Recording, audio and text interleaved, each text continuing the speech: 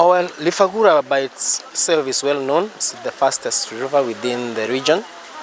Secondly, it's most clean.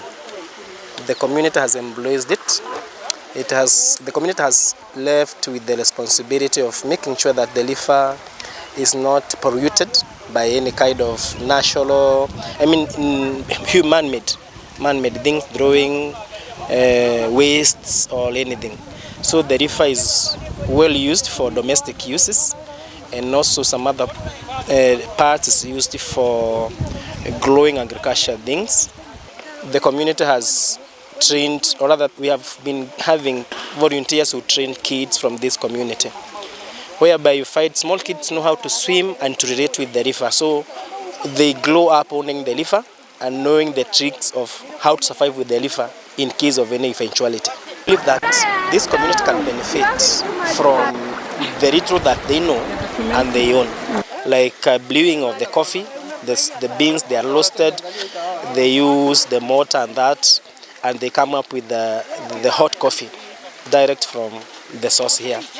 Meaning that given an opportunity whereby we have Gura as a tourist destination, coffee which is grown locally can have an outlet to the visitors, and the farmers here can make money. There are other natural materials that has been used to make beds and seats within the river banks. And by engaging the community through that, they value what they see as useless, the banana leaves, the leaves that are common in the river banks. They are being used to make useful items which are attracting customers without even going to purchase such commodities. And in our area, as you can see, the river banks of Gura are very wide. But at the moment, the flow, as you can see, we have little volume, or rather, the volume of the water is a bit lower than the other time. But we expect soon, when there will be enough rains, it will be back to normal. But we have been affected, like any other country, by any other place. We have shortage of volume of water because of climate changes. With the pollution of water, or rather natural rivers within the areas whereby people have factories, they have other wastes that can be directed to the river. Our community here, through the cooperation of our area administration and the local leaders, we make sure that our river is well preserved, and such wastes are channeled elsewhere, but not to the river that we are using for domestic use and also for growing crops within our river banks. My name is Maruhi, and I am a travel destination organizer. I organize destinations that are not so common.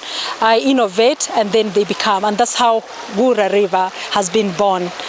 Gura River Hikers was introduced since last year with an idea and a dream of changing the people from where I come from. This is my home area, Agodi, Tetu, Nyeri County, and I realized that most of the youths are coming out of school, others are giving birth at home, and having an experience of a mother who has sons. I realized it's very important that we think for a solution. And the solution that I could have given back to the community is identify myself with my passion, which is tourism.